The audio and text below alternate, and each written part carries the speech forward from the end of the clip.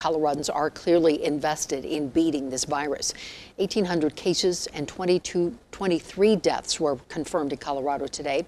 560 hospital beds are in use, and the positivity rate right now is at 4%. And the numbers have not been this reassuring in months. Day 3 of the Kelsey Shelling murder trial was all about cell phone towers and whether those towers tell us about where Dante Lucas was on the night Shelling disappeared. Cell phone towers are often used as evidence in criminal cases, despite criticism from experts who say their ability to represent a person's location is often exaggerated.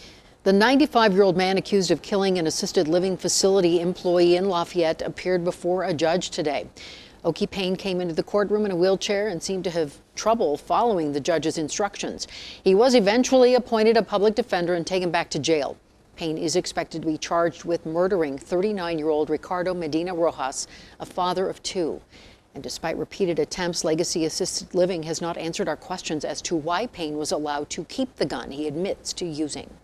The high country is at high risk of avalanches tonight. We have now lost 4 people to avalanches this week alone. Most recently yesterday, when 41-year-old John Kuo was killed while backcountry skiing at East Vale. A judge is considering dropping charges against Jesper Jorgensen, who allegedly started the destructive spring fire in southern Colorado. Jorgensen's defense team says he is mentally ill and ineligible to stand trial. Now, prosecutors want another evaluation and suggested he be forced to take medication. A judge ruled yesterday that if he dropped the charges, he would insist on Jorgensen being deported to his native country of Denmark. He also wants to hear from owners of the 130 homes that burned near Fort Garland in the summer of 2018. A Denver couple decided they couldn't wait for Denver police to track down a pair of thieves. Contact Denver 7's Liz Gilardi has their story.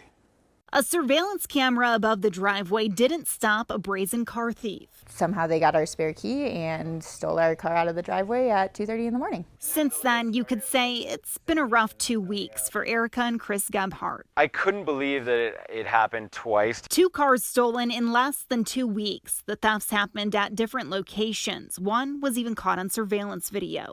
But technology proved to be critical. Just the fact that we found both of our cars again without the help of the police. Erica used an app to recover the first car that was stolen. Then, days later, when someone took off in their other car, they told police they could see exactly where it was. Yeah, so at that point, just thought, okay, let's go at least get eyes on it. And so called an Uber. They didn't want to play detective, but felt like it was the only option. I had to go find my own car, my stolen car, and then after sitting there, multiple calls to the 911 saying, I'm still outside, there are still people near my car, I can't safely go get it. They finally show up over an hour later and have just not a care. Auto thefts have increased pretty dramatically in Denver, going up 57% from 2019 to 2020. Honestly, before our car got stolen, we didn't realize what a huge problem was. Denver 7 reached out to the Denver Police Department to ask about their response. A spokesperson said both cases are open and they encouraged the couple to reach out with any concerns. Police also said they were experiencing a high call volume when that second car was stolen and it was left running in a driveway. I want more than that. I want more than to say, okay, you got your car back, all is well in the world. After their experience, they worry car thieves might be getting the wrong idea. When people don't think there's going to be any repercussions, they literally like, okay, bye, we're taking your car for a joyride, we'll see you later. Liz Gilardi, Denver 7. At the going rate, we may have an interview with a candidate for Congressional District 3 every day of this week and next. Tonight's spotlight is on Greg Smith, a former Marine who has spent time in Colorado for the last 13 years, but only recently moved here full time. He's also a recent Democrat, having switched parties only after witnessing Donald Trump go down that golden escalator in 2016. Smith told us today how he plans to stand out in a crowded field and potentially win over some of the people who supported Lauren Boebert last November. I'm frankly going to walk into every VFW, American Legion, agriculture meeting out here. I'm going to talk to them about, I'm not part of the political class either. I never wanted to be a politician. I never planned on being a politician. I think it's my absolute duty, though, to run for this seat and to remove Lauren Boebert from as our congresswoman out here. Smith's top priorities include drought, health care, and the opioid crisis. And he will no doubt be criticized for his long now estranged relationship with Eric Prince, who founded Blackwater. Smith helped Prince sell the company in 2010, but said his role amounted to business advice and was simply one friend helping another.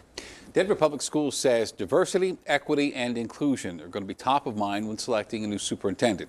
The Board of Education said today it has hired a search firm devoted to those three values. The goal is to find someone who meets the criteria by June.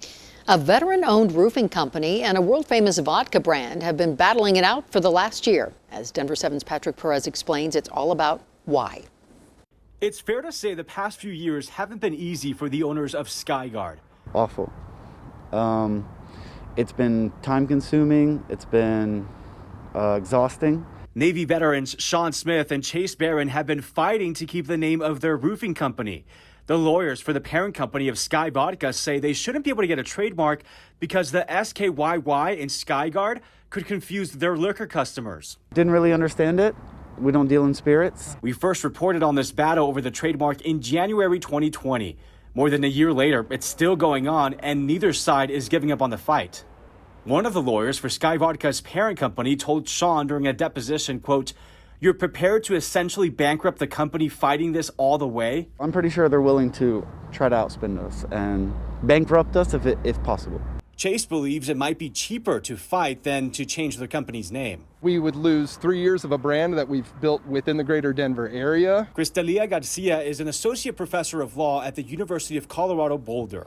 She says not only is this bad PR for Sky Vodka, but it's also not a strong legal case. My best guess would be that the counsel for Sky Vodka is just trying to be vigilant and say, like, listen, later on, if people try to say, Sky with two Y's means nothing, you don't get the trademark anymore, we can say we at least tried. But it's an effort that could cost Sean and Chase their Denver business, something they're not ready to give up. I believe it's time for somebody to step up and say, this is not right, what you're doing. In Denver, I'm Patrick Perez, Denver 7. Where did you go, Nolan Arenado? A fan base turns its lonely eyes to you. We'll never win the NL West title, and that's the saddest thing of all. After the break, we go 360 on a trade terrible even by Rockies standards. It is legitimately one of the bleakest futures for any Major League Baseball team.